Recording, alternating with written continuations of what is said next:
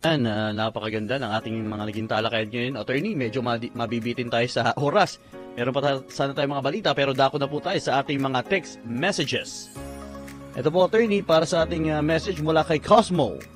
Naghahanda si BBM sa maaaring pag-alsa ng taong bayan sa kanyang korap na administrasyon kaya idinadaan niya sa pagtaas ng base pay ng men in uniform. Dito natin makikita ang karakter ng mga men in uniform natin. Their loyalty should first be to God and to the country, not to corrupt leaders. Talagang hindi matatakasan ang perception o paniniwala ng taong bayan ang ginagawa ni Presidente Marcos Jr. sa pagtaas ng base pay ng military, ng men in uniform. Effectively, sinusuhul mo yan, maging loyal sa'yo. Yun yun. Kasi nga, nagagalit ang taong bayan, nagrarally, at kung hindi mo mapigilan ng mga pagrarally ng taong bayan, at nakikita ng mga sundalo na wala ng pagtitiwala ang taong bayan sa gobyerno, kakampihan nila ang taong bayan. At ang feeling ngayon ng presidente, sa pamamagitan ng pagbibigay nila, baka yung loyalty nila, mabili mo. Ako po hindi naniniwala doon na mabibili mo. Yung mga yan, karapat dapat lang naman talaga na sila itasan. Hindi ba tinasan, dinoble nga ang sweldo nila, mga men in uniform ni Presidente Duterte. Kumbaga, nabusog na nga sila eh. Pero, hindi ibig sabihin, ang loyalty nila doon sa tao. Ang loyalty nila sa ilalim ng saligang batas ay bigyan nila ng serbisyo at proteksyon ng taong bayan. Kaya kanilang loyalty ay doon sa taong bayan, hindi doon sa taong nahalal na presidente o kung ano mang posisyon mo na gumagawa ng labag sa interes ng taong bayan. Ako'y naniniwala na alam nyo, ito, may kikwento ko siyempre ako. Hindi ko alam kung naikwento ko na ito ng programa natin. Noong isang araw, ako po'y kumain dyan sa isang restaurant. Marikina, sa isang mall.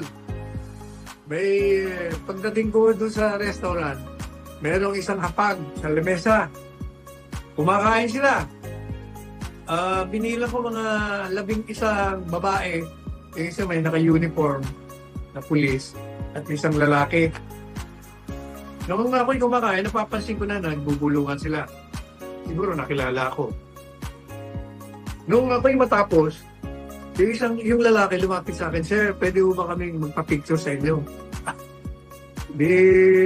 Sabi ko, "Bakit naman? Baka napagkamalan nyo lang ako." "Hindi ako kayo. Kayo sekpa na yun." Sabi ko, sige. Nagtayuan nung sila para lumipat sa mesa. Hindi, huwag na kayong tumayo. Ako na lang lalapit sa inyo. So, madali sabi, pumunta ako sa kanila, tumayo ako sa kabisera, at nagpakuha na ng picture. Picture na kami. Ngayon, teka muna ako. Taga-saan ba kayo? Taga-Marikina ba kayo? Opo, taga-Marikina kami lahat. Saan kayo sa Marikina? Alam mo, parang ako sagot nila. "Sir, Marikina PNP kami." "Ha? Mga pulis pala kayo lahat?" Akala yung isa na uniform. "Opo, pulis kami lahat." Teka muna. Yung picture natin, pag nakita ni Bongbong Marcos yan, at nakita kasama niyo ako, kritiko ko ng administrasyon, kayo ipa-arrest, masama kayo sa kulungan. Alam mo, sagot nila, hindi kami, Duterte kami, Duterte. Yan ang sinasabi ko sa iyo. Yung mga yan, kahit nabigyan mo ng mataas na sweldo yan, karapat dapat lang naman. Hindi mo mabibili yan. Talagang puro Duterte ang mga men in uniform, men and women in uniform. Maniwala ka, Franco, kahit saan ako magpunta. Kagabi, dumaan ako doon sa, alam mo, meron isang lugar dyan sa Makati, Franco, na parang Malate. Ewan ko kung nakapunta ka na. Doon sa Makati Avenue. Yes. Makati Avenue, pag kumanan ka, meron isang lugar doon na, parang Malate. Nandun lahat yung mga dayuhan, maraming mga nightclubs doon, bars. Di naman ako doon. Yung aking sinasakyan, ang kaibigan ko, isang BYD. Walang tilt. Kahit gabi, nakikita kung sino nakasakay. Nung mga kilala ko ng mga ano doon, kahit na yung mga nagtatrabaho, mga staff, atin ang mga security at mga pulis. Maniwala ka pa ako nagkawain. Sir, Panelo, pwede yung picture. Duterte o kami, Duterte. Oh, yan ang sinasabi ko.